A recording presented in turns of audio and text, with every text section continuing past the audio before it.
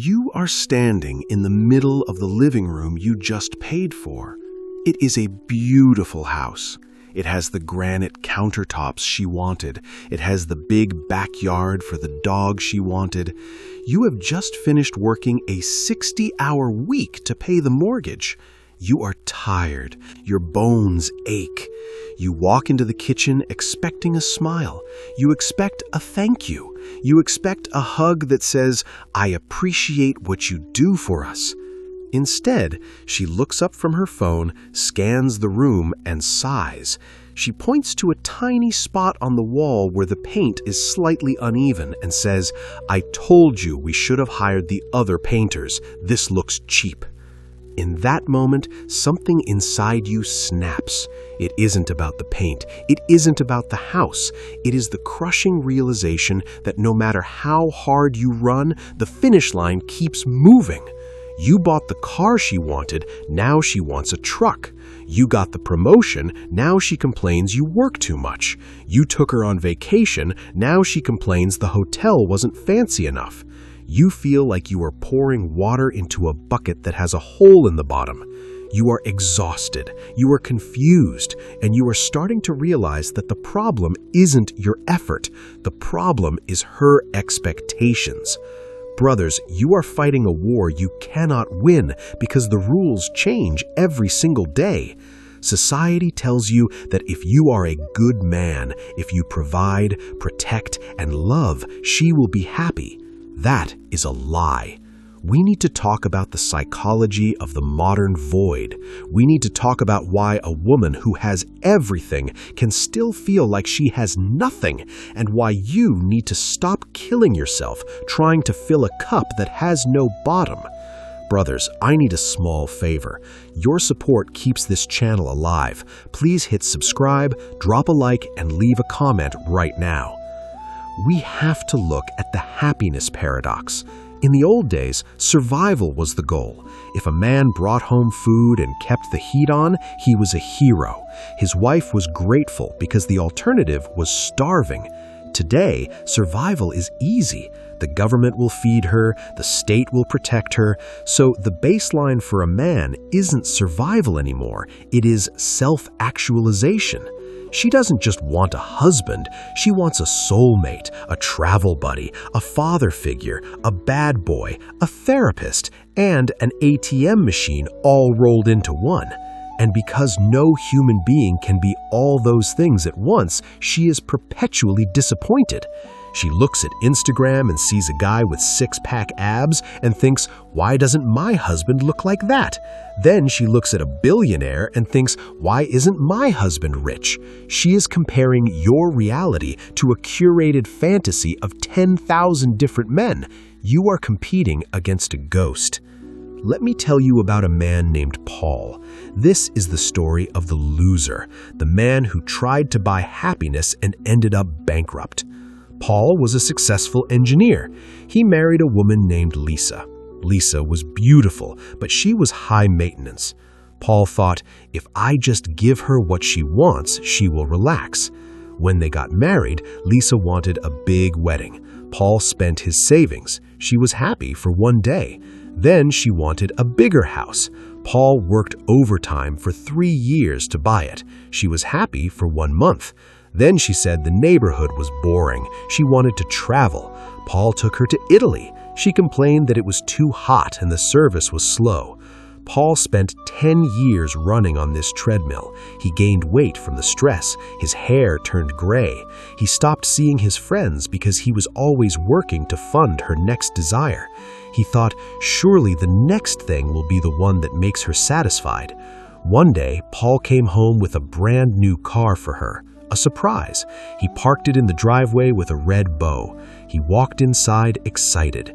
Lisa looked out the window and said, "I wanted the white one. Silver looks like an old man's car." Paul's heart stopped.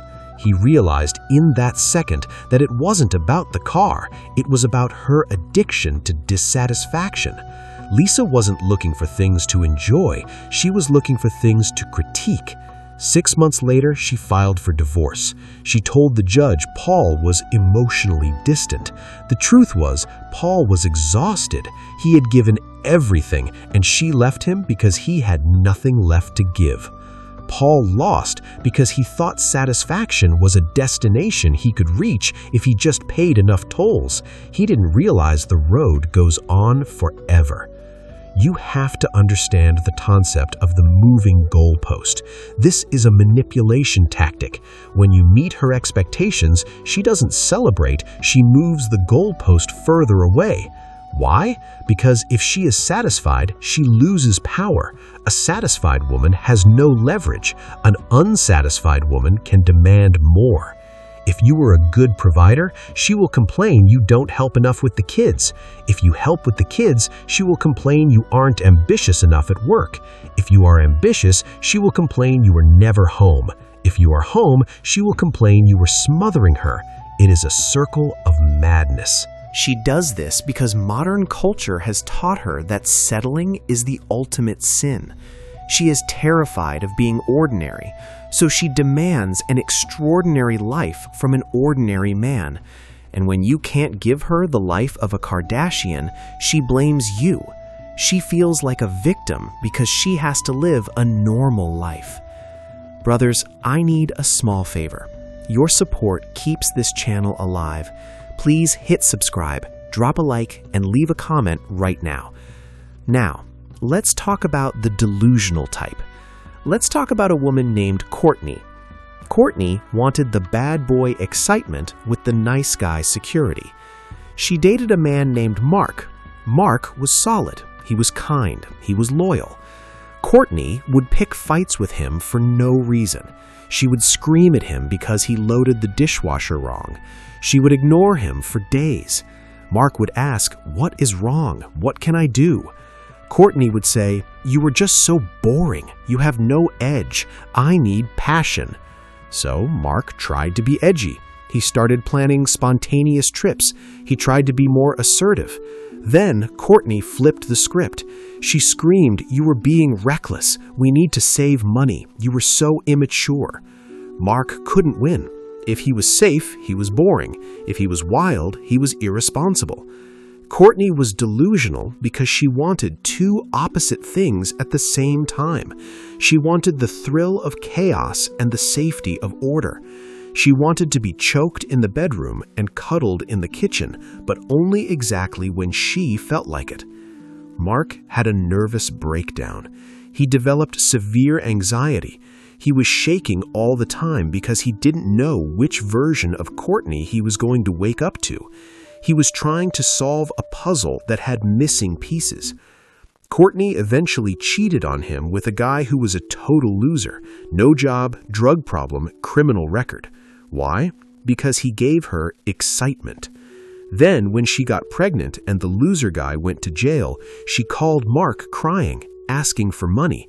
She wasn't satisfied with the nice guy, and she wasn't satisfied with the bad boy. She was just a broken person looking for a man to fix her, but she was unfixable. You need to realize that for many modern women, complaining is a sport. It is how they bond. Listen to a group of women talking at brunch. Are they talking about how great their husbands are? No, they're trading complaints. He leaves his socks on the floor. He breathes too loud. He bought the wrong flowers. If she tells her friends she is happy, she gets kicked out of the club. Misery loves company, so she has to find things to be unhappy about just to fit in with her social circle. You are being dissected by a committee of women who are all encouraging each other to be dissatisfied. Now, I want to tell you about a winner, a man named James. James figured it out. James was dating a woman named Vanessa. Vanessa started the game early. They went to a nice restaurant. Vanessa looked at the menu and sighed. They don't have the wine I like. This place is kinda eh. James didn't apologize. He didn't call the waiter to complain. He looked at her and smiled. He said, "The steak is great here. If you don't like it, we can leave and I'll drop you at home. I'm going to eat." Vanessa froze. She was waiting for him to scramble. She was waiting for him to try to fix her mood.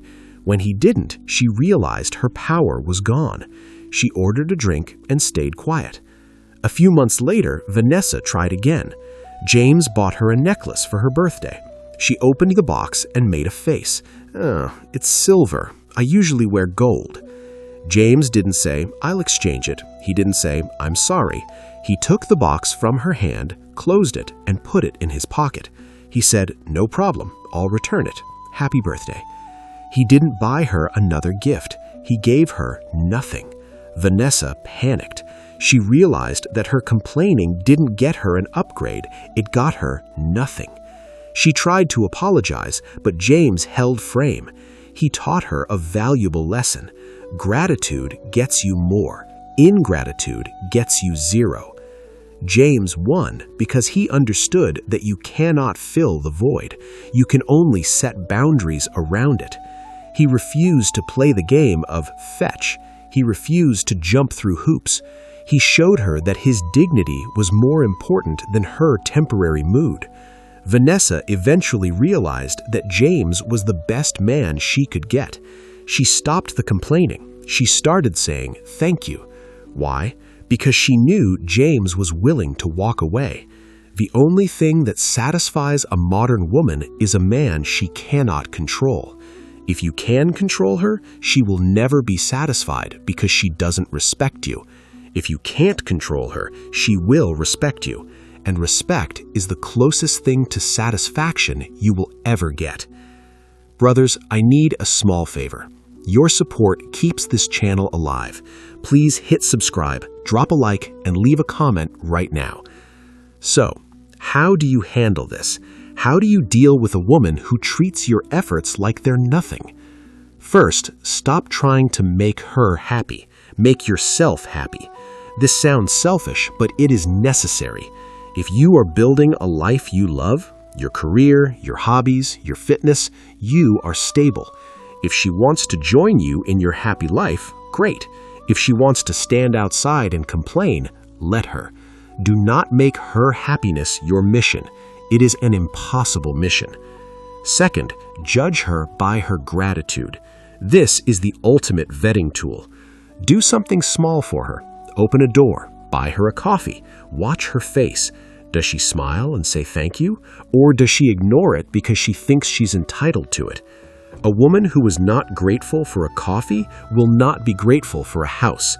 Entitlement is a cancer. It eats love. If you see entitlement in the dating phase, run. It only gets worse with marriage. Third, call out the moving goalpost. When she complains about something you did, look her in the eye and say, "Last week you said you wanted X. Now I did X and you want Y.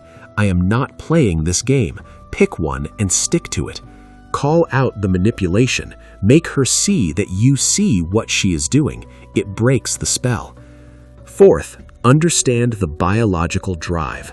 Women are hypergamous. They are always looking for the best option. This is nature.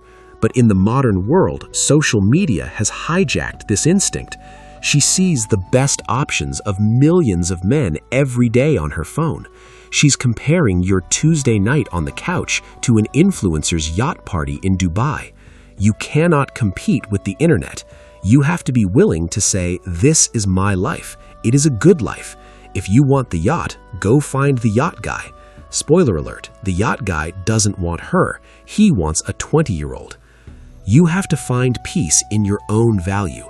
You know you worked hard for that house. You know you're a good man. If she cannot see that, it is her blindness, not your lack of light. Do not dim your light trying to help her see. The harsh truth is that many women today are miserable because they have been sold a lie. They were told they could have it all, do it all, and be it all. They are tired, they are anxious, and instead of looking inward, they look at you and say, "Fix me." You cannot fix them. You are not a repair shop. You are a partner. Do not let her dissatisfaction infect your soul. You keep your joy. You keep your pride in your achievements. If she wants to be miserable in a mansion you paid for, let her be miserable. You go sit on the porch, drink your coffee, and enjoy the view. I want to ask you a question, and I want you to be honest in the comments. What is the most ungrateful thing a woman has ever said to you after you did something nice for her? Did she complain about a gift? A trip? Drop your story in the comments below. Let's expose the entitlement. I'll be reading the replies. Stay strong, brothers.